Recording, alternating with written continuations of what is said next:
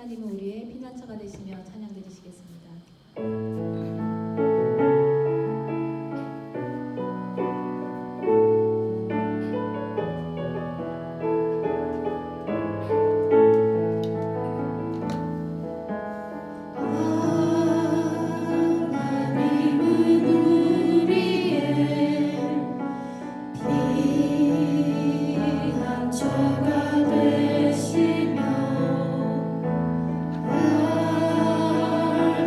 중에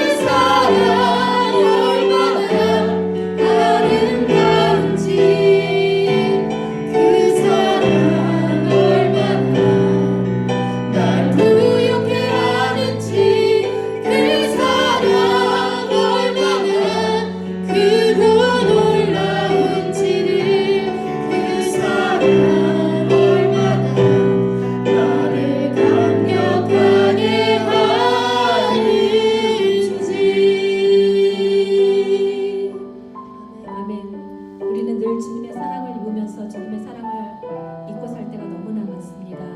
그 하나님의 사랑을 늘 기억하며 어디서 무엇을 하든지 하나님의 영광을 위하여 우리가 하나님의 나라를 위하여 애쓰고 힘쓰는 자들 될 수 있도록 다 같이 믿음의 줄을 보고 온전히 나아가는 이 시간 되길 원합니다.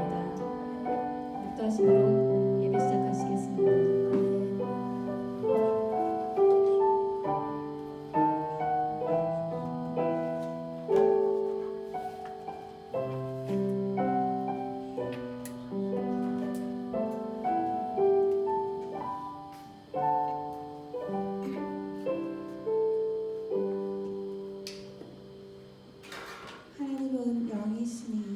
예배하는 자가 신령과 진정으로 예배할지니라.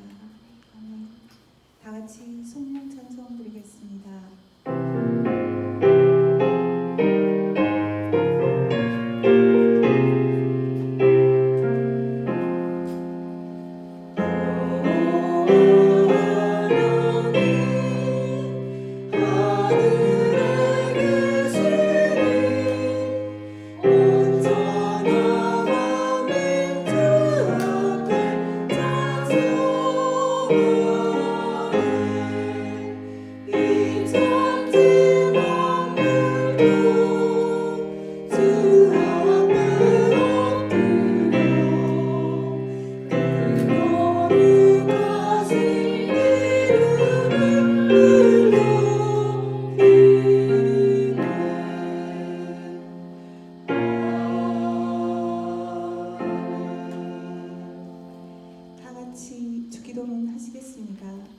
하늘에 계신 우리 아버지여, 이름이 거룩히 여김을 받으시오며 나라의 임하옵시며 뜻이 하늘에서 이루어진 것 같이 땅에서 이루어지이다.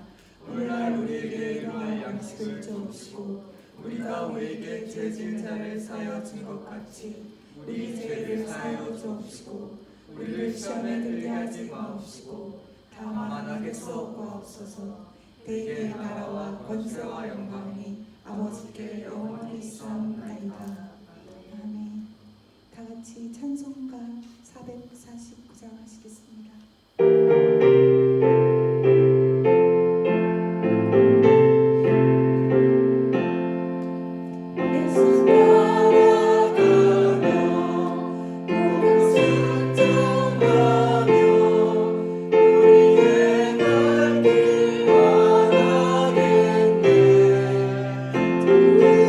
의지하며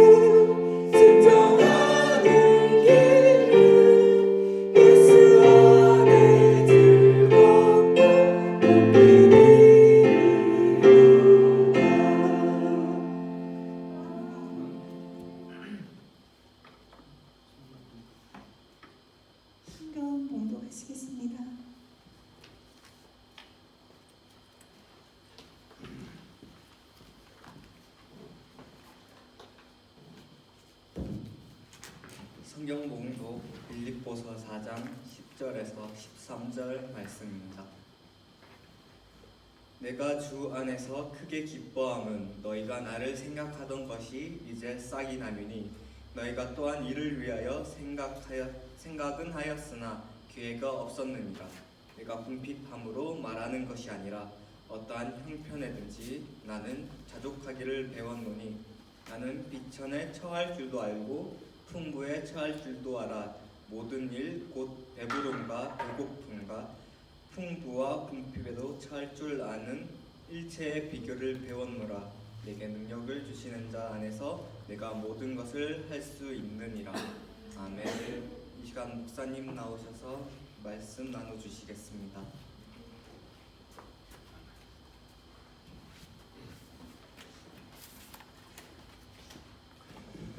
할렐루야. 오늘도 주님의 이름을 찬양합니다.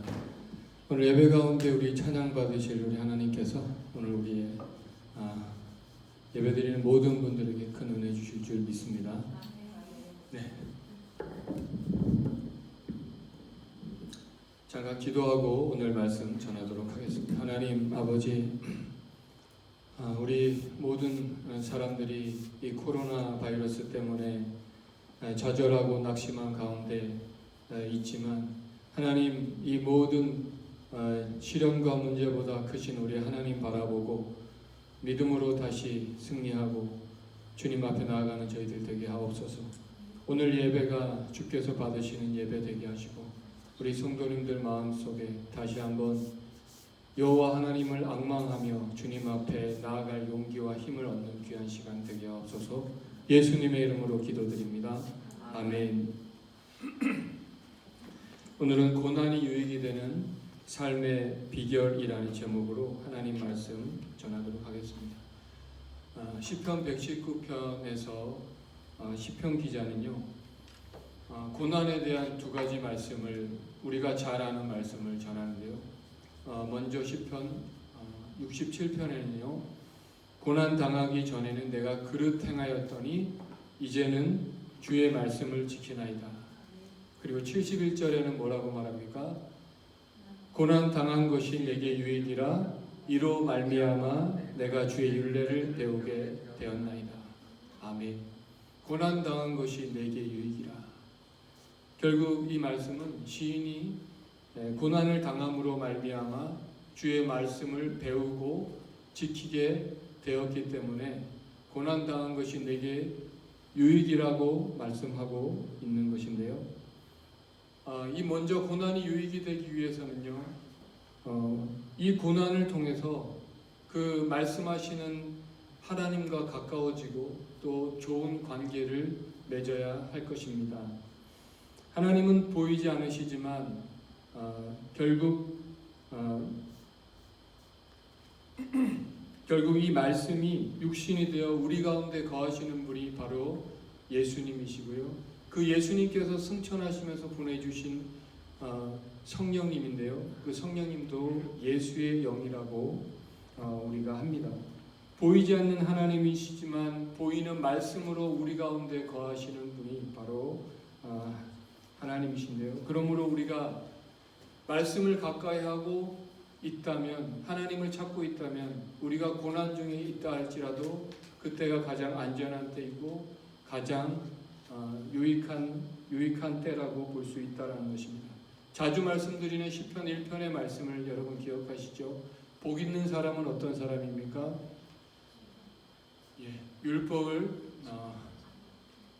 여호와 율법을 즐거워하며 주야로 묵상하는 자로다.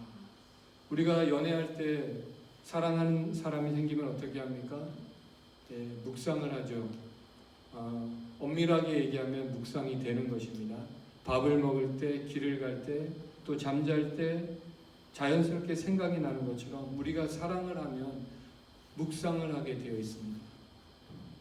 그래서 결국 복 있는 사람은요, 주님을 즐거워하고 주님을 사랑하는 사람인 것입니다. 웨스트민스터 소요리 문답 1번에 나오는 사람의 제일 되는 목적이 무엇입니까? 하나님을 영화롭게 하고 그분을 영원토록 즐거워하는 것이다. 그것이 사람의 제일 되는 목적이라고 말하고 있습니다. 이렇게 주님을 영화롭게 하고 즐거워하는 사람이 되게 하기 위해서, 복 있는 사람이 되게 하기 위해서 하나님께서는 때로는 고난을 사용하시기도 한다라는 것입니다. 히브리서 5장 8절에요. 8절 9절에 앞에 보시면 같이 한번 읽어주시겠습니까? 그가 아들이시라도 받으신 고난으로 순종함을 배워서 온전하게 되셨은즉 자기에게 순종하는 모든 자에게 영원한 구원의 근원이 되시고 라고 말씀하고 있습니다. 순종함이 얼마나 중요한지 그 순종을 배우기 위해서 고난을 받게 하시면서까지 배우게 하신다는 것입니다. 왜 그럴까요? 순종함을 배우는 것이 온전하게 하기 때문이다 라는 것입니다. 고난이 유익이 되지 않는 경우가 어떤 경우일까요? 바로 그 고난 때문에 하나님과 멀어지게 되는 것입니다. 지난주일 분당 우리 교회 이천수 목사님 설교하신 중에 이런 말씀하시는 것을 들었습니다. 인생이란 나에게 무슨 일이 일어나느냐는 10%의 사건과 그 일어나는 일에 내가 어떻게 반응하는가란 90%의 태도로 구성된다. 국민일보 기자가 한 말이라고 하는데요. 참 공감이 되는 말씀이었습니다. 오늘 우리가 겪는 이 코로나 사태라는 고난 앞에 우리가 어떤 태도를 취할 것인가 정말 중요하구나. 다시 한번 생각해 보았고요. 뿐만 아니라 코로나19 사태뿐만 아니라 우리 삶에 일어나는 모든 고난 가운데 우리가 어떠한 태도를 가지며 취하며 살아야 될 것인가, 이 태도가 중요하다는 생각을 새삼 깨닫게 되었습니다. 잠언에서 말하기를요, 의인은 어떤 사람인가? 성경 말씀 앞에 보시고요. 대저 의인은 7번 넘어질지라도 다시 일어나려니와 악인은 재앙으로 말미암아 엎드러지리라. 의인은 어떤 사람입니까? 넘어지지 않는 사람이 아니라 넘어져도 다시 일어난다는 것입니다. 일어나는 것이 얼마나 중요한지 알 수가 있죠. 바로 이런 태도만 있다면 넘어지는 것이 문제가 되지 않습니다. 바로 이런 태도가 중요하다는 것입니다. 현재 상태보다 우리의 환경보다 더 중요한 것이 내가 어떤 태도를 가지고 있느냐 하는 것입니다. 비록 지금의 상태가 절망스럽고 아무 희망이 보이지 않는다 할지라도 다시 일어나 하나님께 나아간다면 넘어짐조차도 유익될 수 있다. 사단은 우리가 하나님과 자꾸만 멀어지게 하는 것입니다.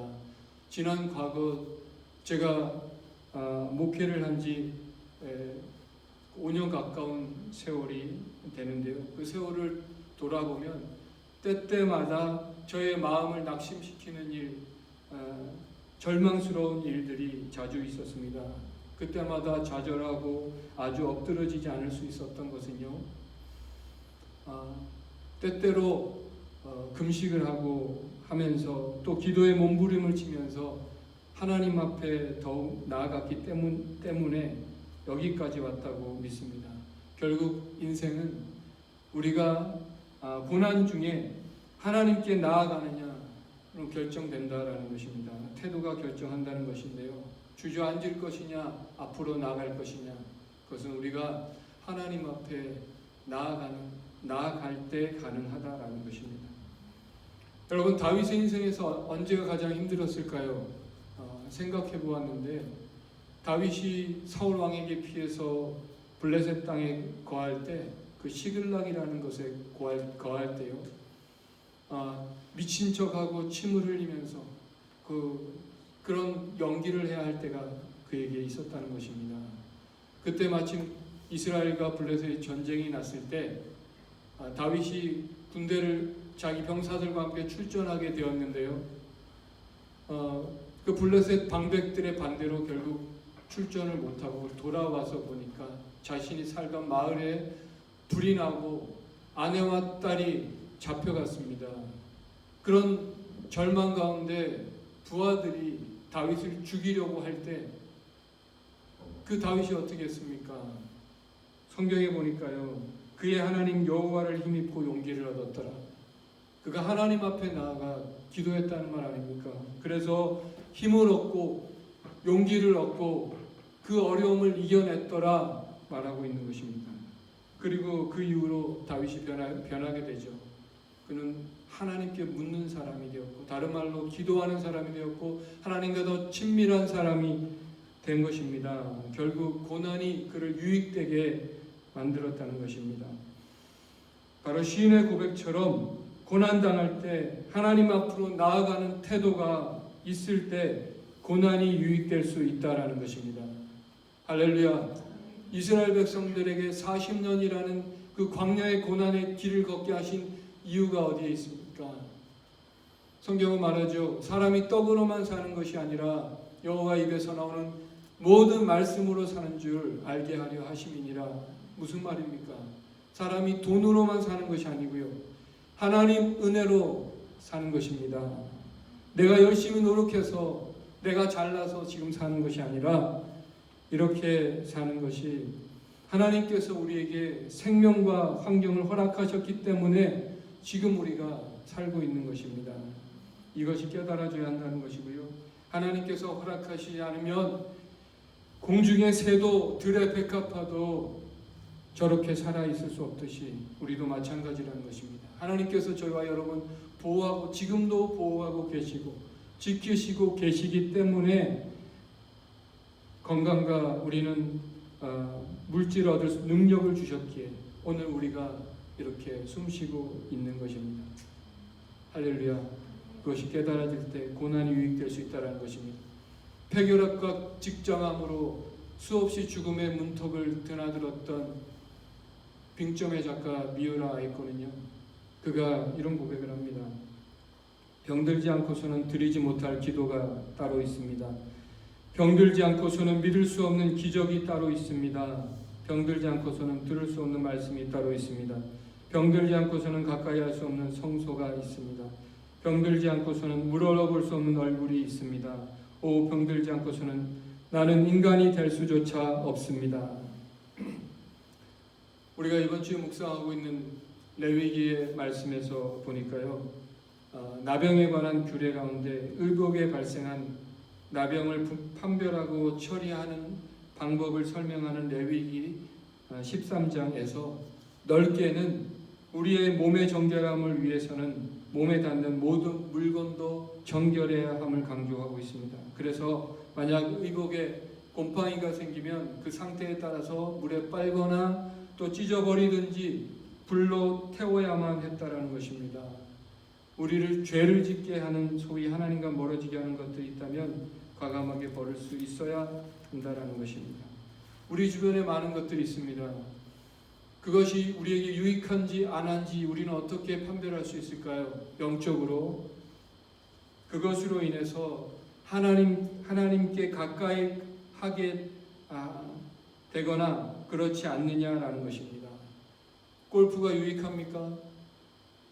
네. 골프는 우리의 육신의 몸을 건강하게 하고 정신적으로도 참 건강하게 한다고 생각합니다. 그런데 그것 때문에 주일 예배도 빠지고 주님과 멀어지게 한다면 영적으로 유익될 수 없다라는 것입니다. 낚시도 바둑도 테니스도 마찬가지입니다. 저는 한국에서 야구를 좋아했고요. 한때 박찬호가 메이저리그에서 활동할 때 제가 청년 시절이었는데 그때 항상 중계를 토요일 저녁쯤 했고요. 제가 그때 청년 때 토요일 예배가 또 토요일 날 있어서 얼마나 좋아했든지 제가 예배를 지각할 때가 있었다는 것입니다. 저한테 야구는 우상 중에 하나였습니다. 만약 야구가 하나님과 멀어지게 한다면 물론 지금은 과감히 야구를 포기할 것입니다.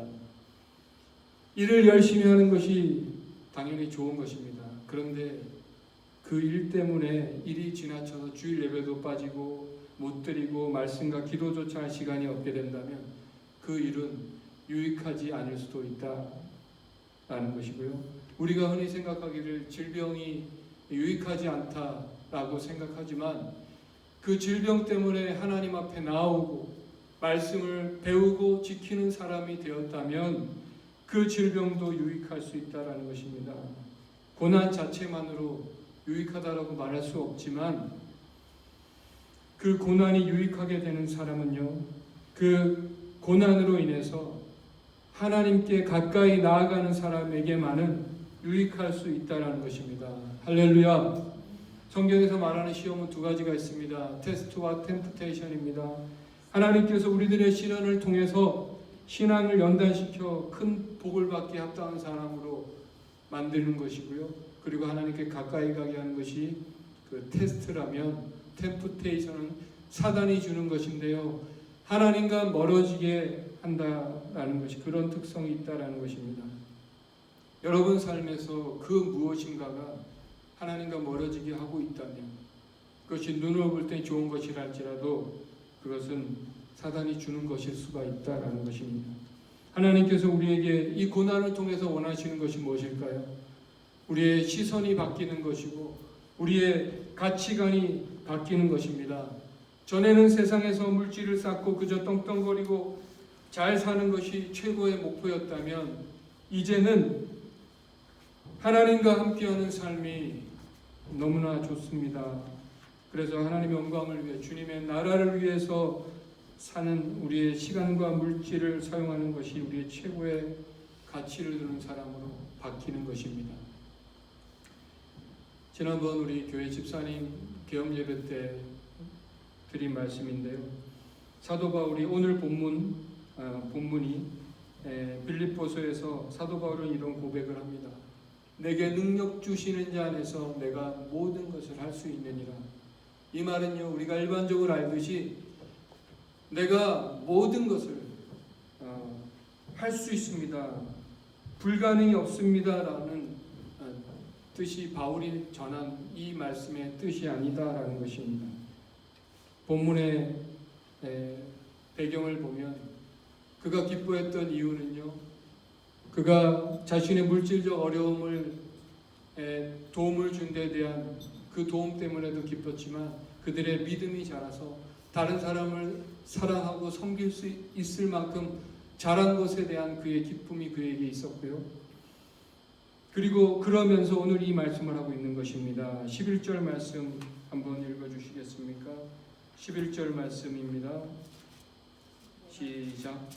내가 주 안에서 크게 기뻐함은 너희가 나를 생각하던 것이 이제는 죄송합니다. 11절 제가 10절 읽었네요. 11절 다시 읽습니다. 내가 궁핍함으로 말하는 것이 아니니라 어떠한 형편에든지 나는 자족하기를 배웠노니. 아멘. 이 말은 무슨 말입니까? 그는 외부적 환경과 조건들의 영향을 받지 않는 평안과 감사의 방법을 배웠다라고 말한 것입니다. 배부를 때나 또 배고플 때 상관없이 동일하게 만족을 누리는 비결을 배웠다. 이 만족이란 무엇입니까? 하나님과 함께하는 삶이라고 할 수 있을 것인데요. 되게 사람은 어떻습니까? 부유해지면 가난하고 비천할 때 신앙이 좋다가도 부유해지면 어떻게 됩니까? 어깨에 힘이 들어가고 교만해지기 십상이죠. 그리고 하나님과 멀어지고 또 심지어 교회를 떠나는 사람도 있고요. 또 어떤 사람은 부유했을 때 신앙이 좋다가도 가난하면 또 낙심하고 낙심하는 사람들이 있다는 것입니다. 그러나 바울은요, 비천할 때, 가난할 때, 부유하고 풍부할 때 그는 모든 일에, 모든 상황 가운데 여전히 주님을 더욱 가까이 하고 의지하고 주님 앞에 나아갔고 기도하고 찬송했더라. 어떻게 알 수 있습니까?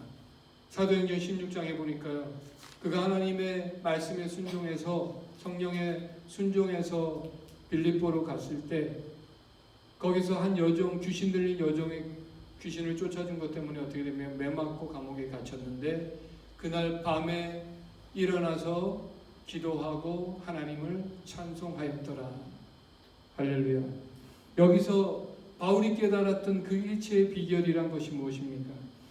그가 배부를 때도 배고플 때도 풍부할 때도 가난할 때도 그가 시련과 고통과 고난을 당할 때도 평안하고 좋은 시간을 보낼 때도 사업으로 말하면 사업이 잘 되고 바쁠 때도 사업이 안 되고 힘들 때도, 병이 들어 고통당할 때도 그는 변함없이 하나님을 의지하고 하나님께 가까이 나갔습니다. 그 시련과 고통과 고난이 결코 그를 하나님과 멀어지게 만들지 못했다라는 것입니다.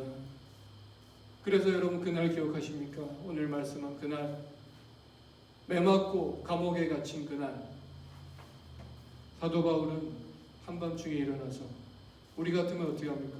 원망 불평 쏟아내야 할 그때 그는 기도하고 하나님을 찬송하였더라. 고난과 시련과 핍박이 결코 그를 하나님과 멀어지게 만들지 못했다라는 것입니다. 그래서 오늘 본문에 그가 오늘 본문에 이런 고백을 하는 것입니다. 내게 능력 주시는 자 안에서 내가 모든 것을 할 수 있느니라. 이 말은요, 어떠한 형편에 있든지 주님을 가까이 하고 하나님과 함께하는 삶에 만족하는 그 삶조차도 나의 노력으로 가능한 것이 아니라 오직 내게 능력 주시는 자 주님께서 힘을 공급해 주시기 때문에 가능하다라고 그런 고백하고 있는 것입니다. 할렐루야. 이것이 바울이 고백하는 내게 능력 주시는 자 안에서 내가 모든 것을 할 수 있다라는 고백입니다. 오늘 이 말씀이 여러분에게 깨달아지시기를 다시 한번 부탁을 드립니다. 얼마 전에 설교한 바와 같이 가나안 전쟁을 앞두고 있는 여호수아에게 하나님께서 주신 말씀이 뭡니까?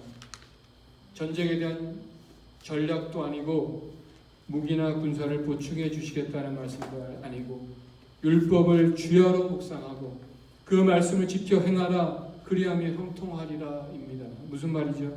어떠한 형편에 있든지 하나님을 가까이 하고 하나님과의 관계에 우선순위를 두고 살아가면 반드시 형통할 것이다. 바로 그렇게 사는 삶 자체가 형통한 삶인 줄 믿습니다. 할렐루야. 마지막으로 시편 1편에 또 이런 고백을 합니다. 시편 1편 여러분 너무 잘 아시는데요. 제가 읽어드리겠습니다. 앞에 화면 보시고요. 복 있는 사람은 악인들의 꾀를 따르지 아니하며 죄인들의 길에 서지 아니하며 오만한 자들의 자리에 앉지 아니하고 같이 한번 읽을까요? 2절입니다. 오직 여호와의 율법을 즐거워하여 그의 율법을 주야로 묵상하는도다. 그는 시냇가에 심은 나무가 철을 따라 열매를 맺으며 그 잎사귀가 마르지 아니함 같으니 모든 일에 다 형통하리로다. 아멘. 시냇가에 심은 나무는요 철을 따라 열매를 맺으며 그 잎사귀가 마르지 않는 이유가 무엇입니까? 그것은 물이 항상 공급되기 때문입니다. 물이란 하나님의 말씀을 상징하는데요. 우리가 형통한 사람이 모든 일에 형통한 사람이 되는 비결이 무엇입니까? 그것은 하나님의 말씀을 가까이하고 하나님의 말씀을 공급받으며 살아갈 때 그래서 하나님으로부터 생명을 지혜를 도우심을 충분히 공급받으시는 그래서 다윗의 고백처럼 여호와는 나의 목자시니 내가 부족함이 없으리로다 고백하게 되시는 저와 여러분 되시길 다시 한번 부탁을 드립니다.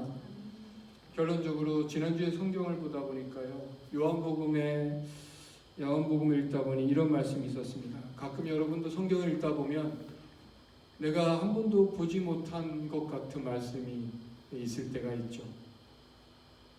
저에게 요한복음 7장 18절 말씀이 그랬는데요.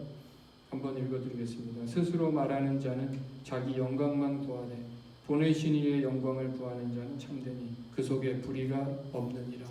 아멘. 여러분 사울 왕이 하나님께 버림받은 이유가 무엇입니까?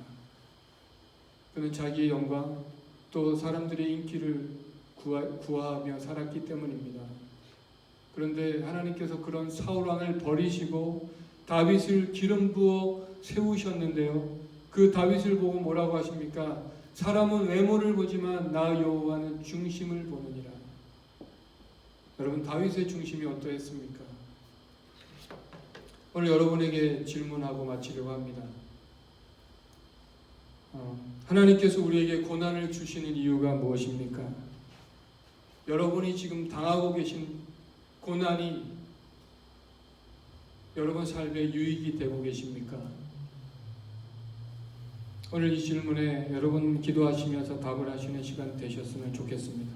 같이 한번 오늘도 찬양하며 기도하기를 간절히 원합니다. 오늘도 이 찬양이 여러분 마음의 믿음의 고백이 되시기를 다시 한번 부탁드리면서 같이 한번 찬양드리겠습니다. 내 구주 예수를 더욱 사랑합니다. 내 구주 예수를 더욱 사랑